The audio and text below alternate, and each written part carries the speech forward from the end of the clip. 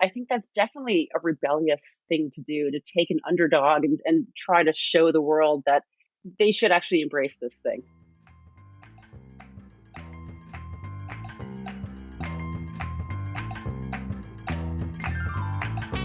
Hello, you lovely humans. Welcome to the Live Outrageously with Lady Grey podcast.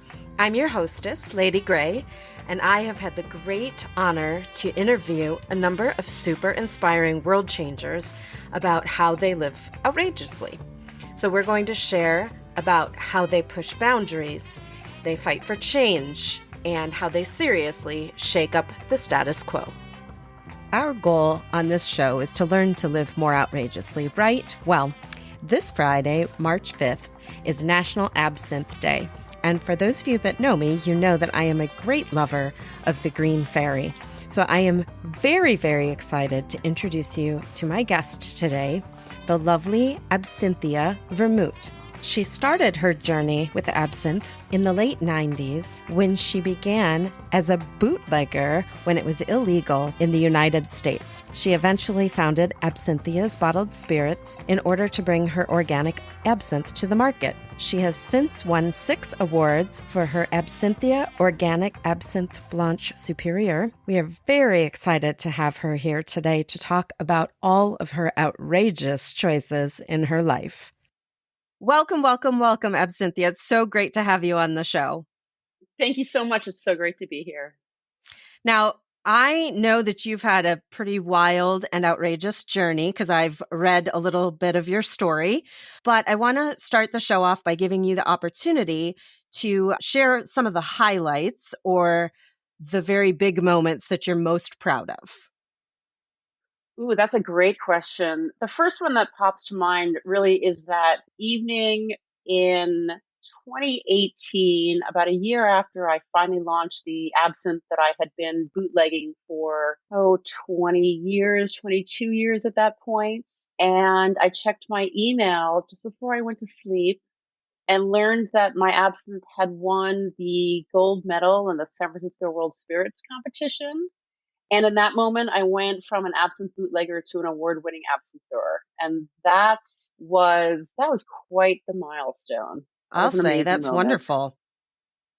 Yeah, launching a liquor business in this country is a very challenging thing to do, and so yeah, that That's was a really wonderful. great Well, moment. we're going to get into it here. We're going to hear all about this story so that other people can enjoy it too. So, why don't we start by having you tell us how you were first introduced to absinthe? I hear there's a story about Burning Man and some other things that maybe is worth exploring here.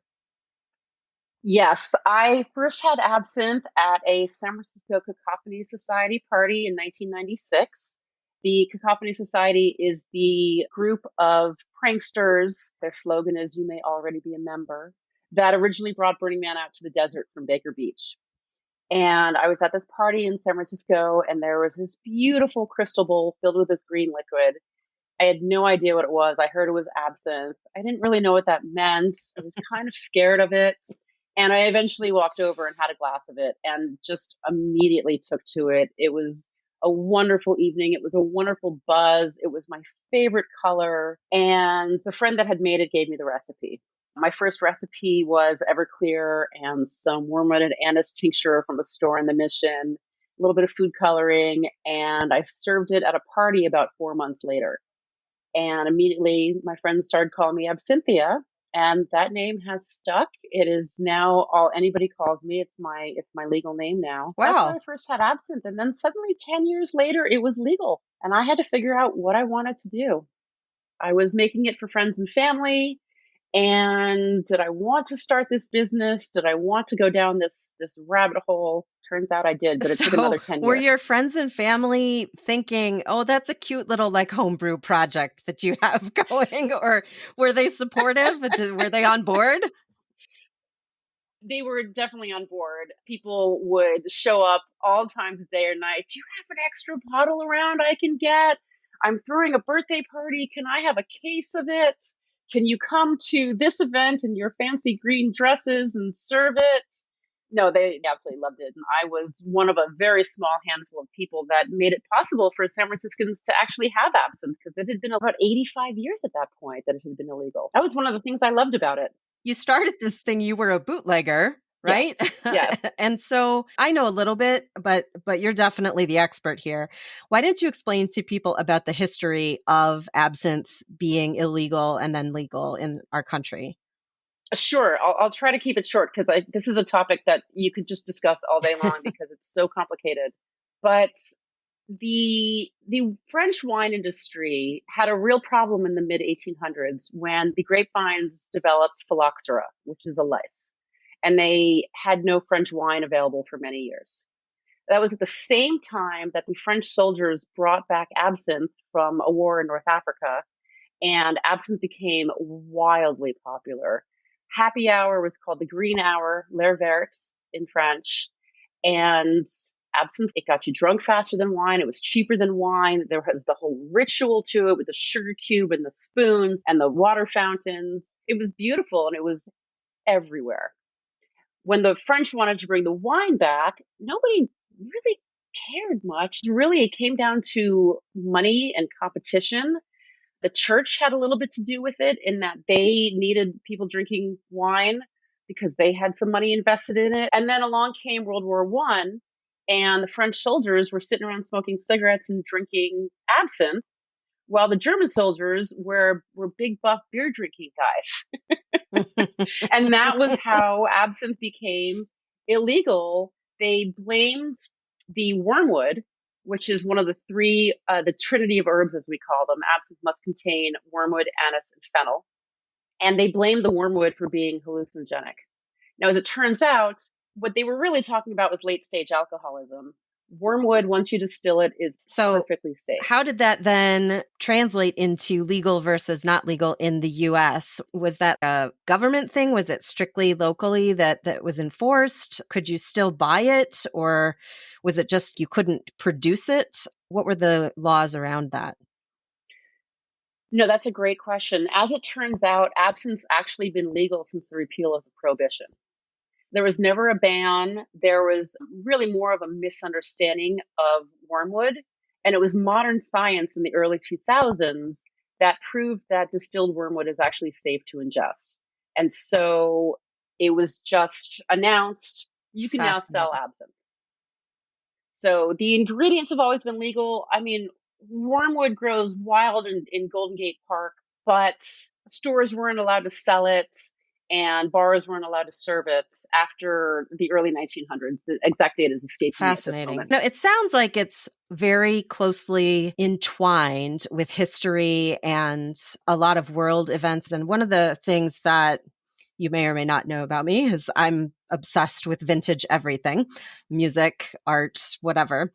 And so green fairy art, there's so much. And I'm curious whether you're familiar with all of that. I know you have an art background. I do. It was actually art history, my own personal experience. So my undergrad was in photography and art history from NYU. Hmm. And it was the study of art history and absinthe that really hooked me into absinthe itself. I started making absinthe and discovered that it had this whole amazing art history to it. It was hard to find because there was no internet at this time. This was the mid to late 90s. But there was a recently published book, The History of Absinthe by Barnaby Conrad, that got me down this just amazing research project of absinthe and art history. I've since been to the Van Gogh Museum in Amsterdam and the Picasso Museum in Barcelona, and there's just so much absinthe art. It's absolutely beautiful. And you can't see because this is just a audio podcast, but I have a little green fairy pocket watch Oh, that I wear. fantastic. That's lovely. Well, and you said earlier that you have a green dress too. Sounds like you have an infamous green dress. I have many green dresses, including some outfits made by one of your previous podcast guests, Autumn Adam from the Dark Mhm. Garden, has made I was me several actually going to outfits. ask you what your thoughts were. She was on and referenced Dark Garden, her shop, as being a place that was welcoming to rebels. And so I wondered if you would put yourself in that category of rebel with what you do. Absolutely. I think the thing I loved about absinthe was that it was illegal. That's what really drew me to it. It was this illegal, misunderstood. There's so much anti-absinthe propaganda, and I just felt like absinthe is really my muse, and I just wanted to just scoop it up and take care of it and show the world that it's actually really safe to drink and it can be really delicious and it doesn't have to be bitter and it's not going to make you hallucinate. And I just wanted to let people know that it's this really wonderful thing. And I think that's definitely a rebellious thing to do, to take an underdog and try to show the world that they should actually embrace this thing. Absolutely. So, what does a day in the life of a rebellious absinther look like? There's never two that are the same. I am either, boring days chatting with my bookkeeper and working on the books of the business, or dealing with the TTB. My first label took 23 months to be approved at the TTB. There are days where, for example, this week I've been bottling and finishing up my new absinthe and came home and my hands were sore for about 3 days from trying to get the corks into the bottles. We do everything by hands. Working with my photographer, looking up vintage recipes, looking up different stories. And, one of my favorite things to do is to do podcasts and Yeah, just and talk it's about absinthe. fantastic because I feel like there are so many people that are afraid of it, right? It's not their first pick. They're not going to go to it. And some people are like, well, I don't like licorice, and they like blow it Oh, off as being drives me crazy. just this one dimensional thing, right? And the Right. many, many bottles of absinthe of varying kinds that I have on my bar would speak to a completely different truth. What is it that makes it not everyone's first pick? What specifically do you think has happened over the years that's made people afraid and not want to try it? It really amazes me that we are more than 100 years beyond when the anti-absinthe propaganda started, and people still believe it. I do a lot of education as part of my career. When I do tastings at bottle shops, almost everyone who tastes it buys a bottle. When I'm not there and it's just sitting on the shelf, nobody even looks for absinthe. Mm. I have put over 100 different absinthe cocktail recipes on my website to help show people when when to use it, how to use it, how to use it in a cocktail, how to drink it in a louche, getting people to understand that this is just like any other alcoholic spirit. It's not scary. It's not licorice. And if you need a lot of sugar in your absinthe, chances are it's not very well crafted. So getting people to Mm. understand the difference between a true, well crafted absinthe and a product that's really What just a I gimmick. would love to know is more about Absinthia, your particular absinthe, and what makes it special or unique. One thing I really wanted to do with my brands was be very different than a lot of the absinthes that are out there. They're based on the old understanding. A lot of them have a very dark goth appeal to them. They're all about death. You see a lot of skulls and reference to death and alcoholism and all of that. And I wanted to create a brand that was very much alive and show people that Mm. absinthe could actually be made out of really high quality ingredients. It was certified organic in the beginning. That was actually prohibitively expensive and time consuming, and I didn't want to have to pass all that on to my consumers. So we're still using all organic ingredients, but we no longer have that logo on the bottles. But the bottles show a really beautiful sketch of wormwood, which is actually one of my tattoos on my arm and my back. Uh-huh. All the ingredients are very, very high quality. So the grapes that we use are actually biodynamic grapes grown here in California. And we use organic wormwood, anise, fennel, and coriander. That's for the blanche. And then for the vert, we take the blanche and we soak it in more organic herbs, 3 different organic herbs to get it green and strain it. So there's no sweetener. There's no sweetener needed when you drink it. It's got a natural sweetness from the grapes that we use. I just didn't think that people who were going to choose a high quality organic absinthe wanted to throw sugar cubes into their Hmm. glass. So it doesn't need sugar. It's all organic, and it's just the feel of the brand is very much alive. For example, I recently recreated a Hemingway cocktail. Are you familiar with Death in the Absolutely. Yep. Afternoon? Death in the Afternoon is champagne and absinthe. And it was the end of 2020, and we created a cocktail called Hopes and Dreams, where hopes is the Hmm. champagne and dreams is the absinthe. Because at the end of 2020, we didn't need a cocktail to celebrate called Death in the Afternoon. We needed hopes and dreams. Right. And that's my intention with Yeah. the brand.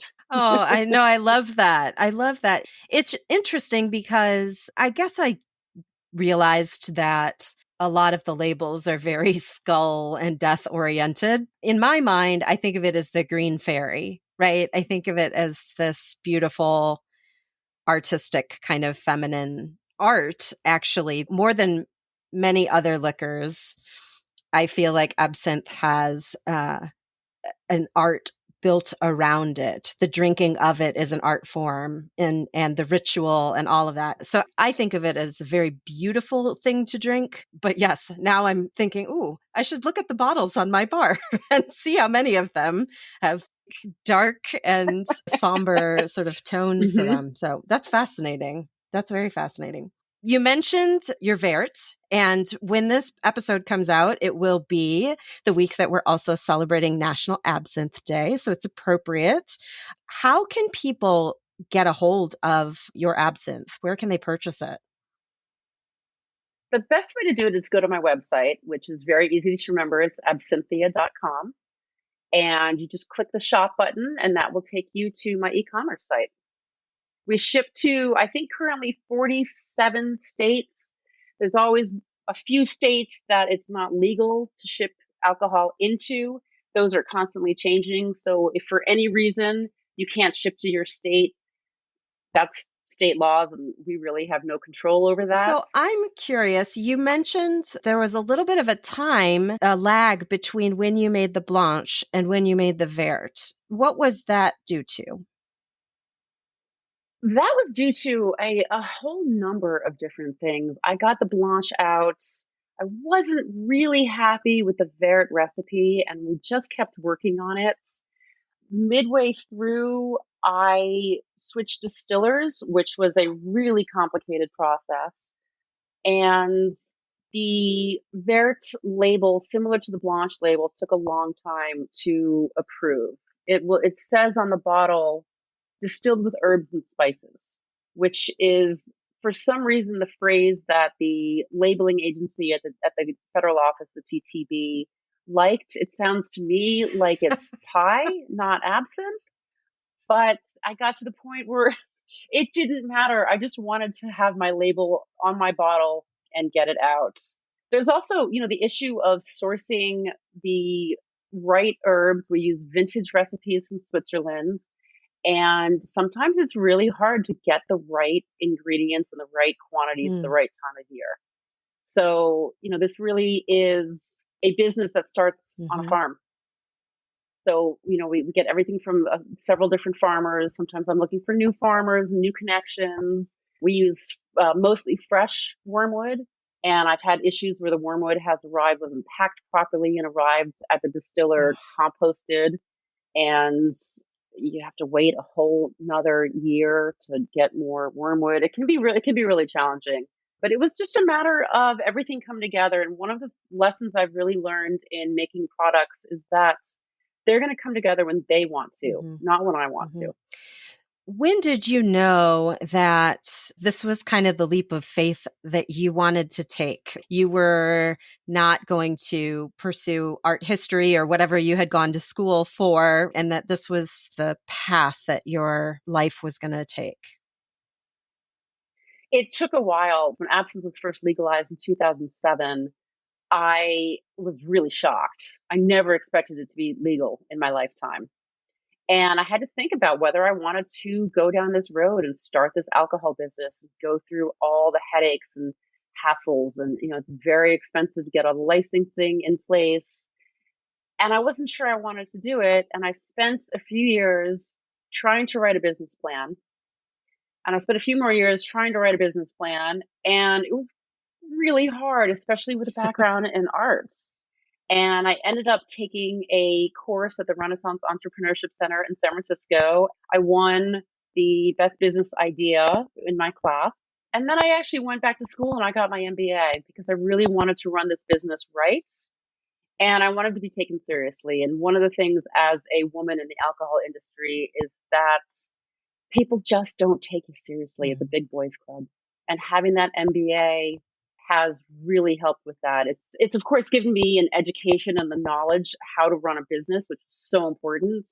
But it was also a lot of the way people see me. They just really treated me That's differently. fascinating. We've talked a lot on this show about women and empowerment. There's still so much discrepancy between our experiences and that of our male counterparts and what we have to do to prove ourselves. We sure do. We sure do. I put MBA on all my emails. I put it on my business card. And when I first started out, I had a GM at a hotel. I mean, I felt like he was going to pat me on the head when he said, "Yo, Oh you boy. started a business." I don't get that anymore. I'm also a very proud member of the Women's Cocktail Collective, which is an organization of women spirit brand owners. And it's a really wonderful, very collaborative Is group it a of big women. group? I'm curious. There's about a dozen of us that are very active. It started with 2 or 3 women. I don't think there's more than 20 to 25 brands at this point.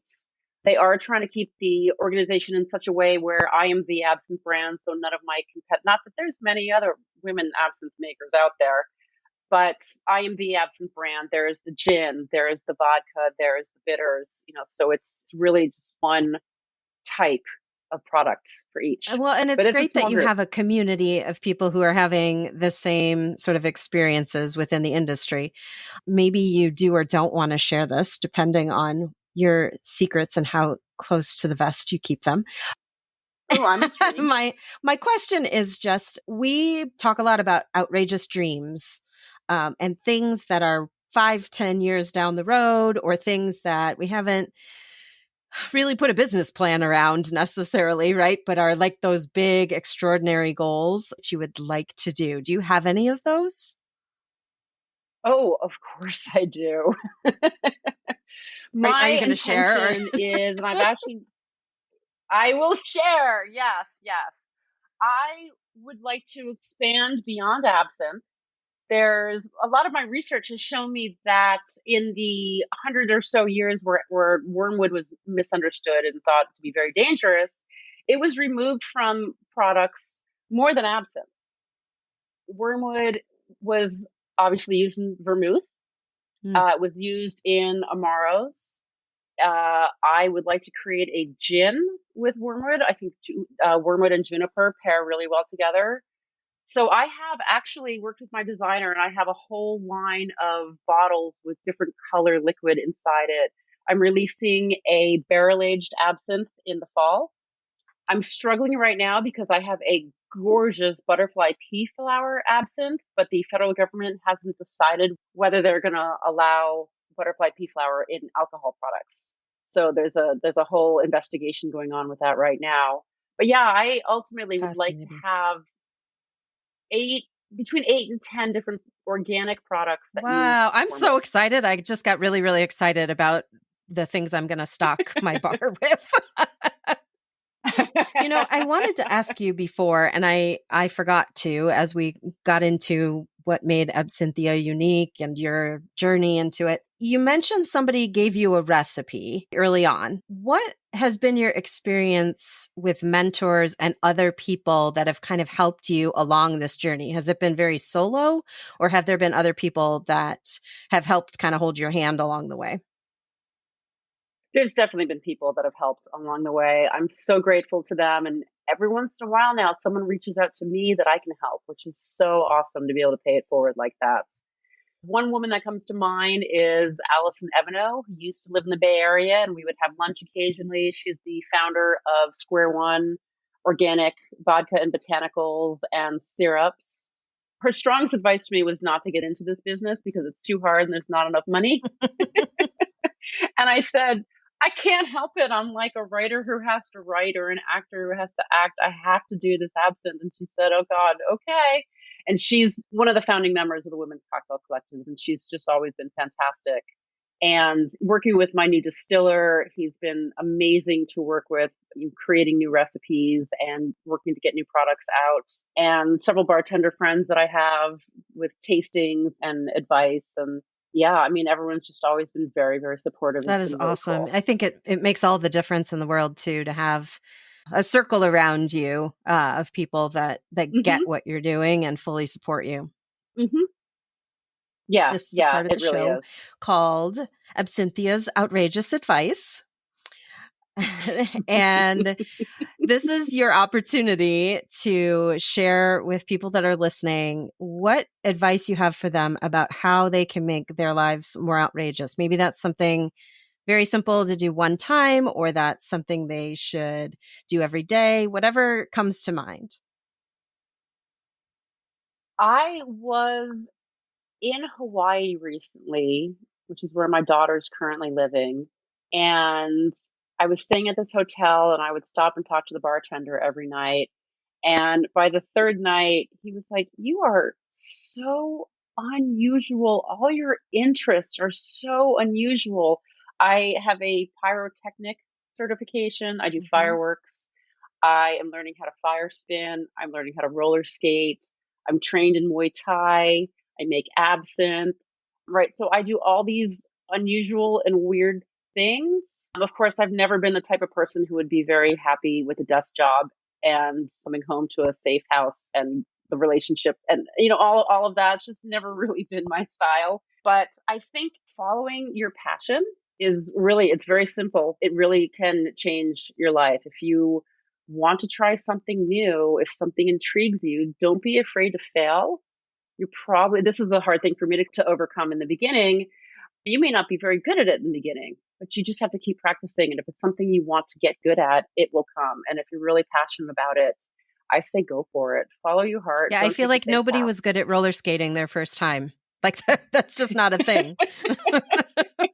I've discovered that it's not like riding a bicycle. I used to rollerblade all over Manhattan when I was in college. And now I'm trying to learn how to roller skate decades later. And it's tough. It's really hard, I'm but it's curious really about the fun. first day of spinning fire and not doing well with that. Like, what does that translate to, and how dangerous is it? I mean, I've been going to Burning Man for 25 years, and I light up fireworks. So I feel like I know my way around fire. I wouldn't tell anyone just to pick up a fire stick and start spinning. I've been practicing with poi, which are just glowy lights. So that helps. We also use white gas, and you're very careful what outfits you're wearing. It's all 100% cotton, no metal zippers, nothing that's gonna catch on fire. Put your hair back. All of those safety precautions are really, really important. But do be in a safe place, expect to drop it, and move quickly when you do. Oh my God, that's hilarious. We have several members of my vaudeville company that are familiar, and they're going to get a kick out of this conversation, I'm sure, when they hear this. So I am not one of those people. I am not that coordinated. I'm a tap dancer. So if I could do it with my feet, Oh, maybe, wow. but not with my hands. So It's funny because I am what they call cross dominance. So I'm mostly right handed, I'm left legged.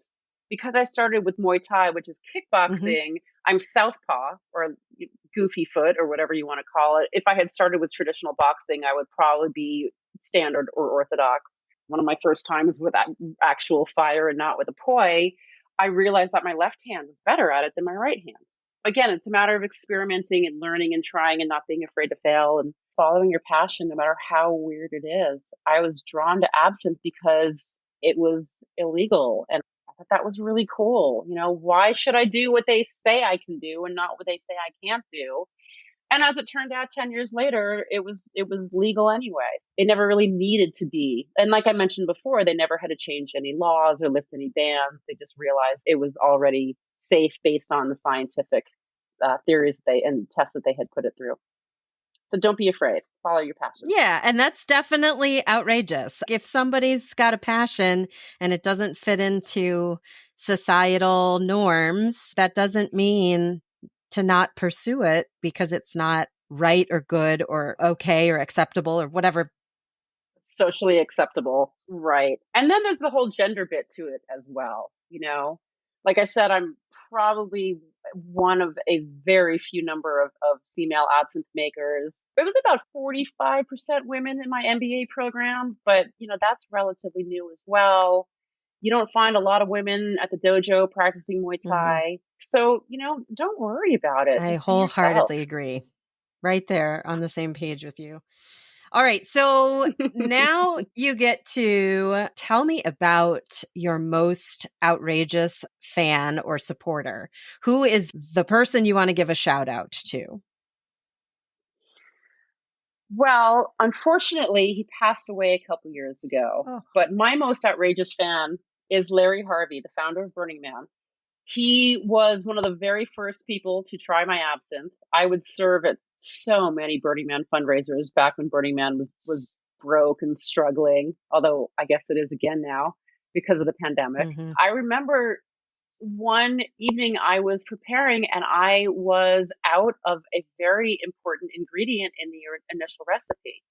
And I decided just to make it without. And I said, Larry, come taste this. And he was like, oh, that's better. He loved it. And so I stopped using that one ingredient. I can't even remember now what it was, but I stopped using that one ingredient. There's another story of him and a few friends. He just loved the absinthe. It was amazing. So the story is that he and a couple of friends decided they had to find me. And they start walking around Burning Man together. Is Absinthia here? Do you guys know Absinthia? Is she in this camp? And as he would walk away, people would go, is that Larry Harvey?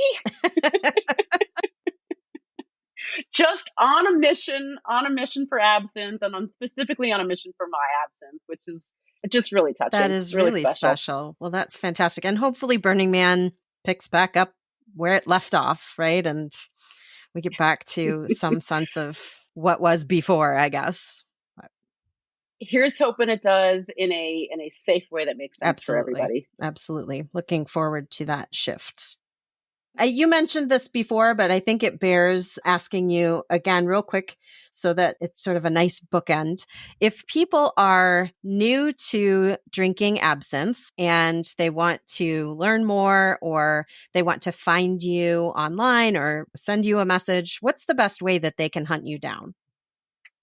My website is absinthia.com, and there's so many resources on there. There's an FAQ all about absinthe, the different colors, the different ingredients, the different rumors about it, some of the truths and histories, some of the art history on that, as well as a recipe collection. So what my web designer and I created was a drop-down menu where you pull down the base alcohol, and that will give you, so you select gin, and up pops all the different gin and absinthe cocktail recipes with photographs of them. Fantastic. So the concept for that was that if you have a bottle of absinthe on your bar and you have a bottle of something else, gin, champagne, aquavit, whatever it is, bourbon, you can just go to the website, select bourbon, and you'll know what to do with it. Really, really fun. And that's where you can buy the absinthe as well. And as of March 5th, National Absinthe Day, the day that they said it was okay to start selling it again. So March 5th, 2007. Mm-hmm. So March 5th, 2021 will be the first day that you can buy my absintheure online, provided that all the gears and the wheels move in the right way. It's a very complicated business. So the goal is to have the absintheure available on the website on absinthia.com March 5th. The Blanche has been available there for over a year now. Fabulous. And I'll put all of that in the show notes so it's super easy for people to find. Before you go, I would like to ask you what your favorite absinthe cocktail is. What would be your go-to? The Tuxedo number 2. The tuxedo number two is part of a category of cocktails called improved cocktails. And what that means is that they're classic cocktails with maraschino liqueur and absinthe. So the tuxedo number two is a gin martini with maraschino liqueur and absinthe. And it's this gorgeous gold color. And it is so I'm phenomenal. checking what time it is and if it's 5 o'clock somewhere right now. 5 o'clock somewhere. Somewhere. I'm pretty sure I have all those things just within arm's reach. So, yes. So the recipe again is absinthia.com. Click recipes, select gin, and it's there. Gin is actually one of the things that absinthe pairs really, really well with. So there's a lot of recipes in the gin beautiful. category. Well, thank you so much. This has been super, super educational. I feel like it's really fun and outrageous, and people have probably learned a lot from you. It's funny because I don't think of myself as outrageous. Yeah, well, I think it's all relative, right? I have people who come on the show all the time that say the exact same thing. And I think that is what makes their life so outrageous and fun, is that they don't consider taking risks and dreaming big and going for broke as being outrageous. It's just a thing. Yeah. Yep. Listen, you are always welcome on my show anytime. Thank you so much. Thank you. Yeah. And thank you for teaching us to live a little more outrageously. My pleasure. Cheers. Well, outrageous friends, it has been my honor and my pleasure to have you here today. I hope that you took away some outrageous ideas for your own life. If you enjoyed yourself, make sure that you're subscribed to Live Outrageously with Lady Grey on whatever your podcast app is. You can also connect with me personally on Facebook at facebook.com/outrageousladygray or on Instagram at lady.gray. Also, be sure to check out the website at www.liveoutrageously.com. Once again, this is Lady Grey encouraging you to go out and live outrageously.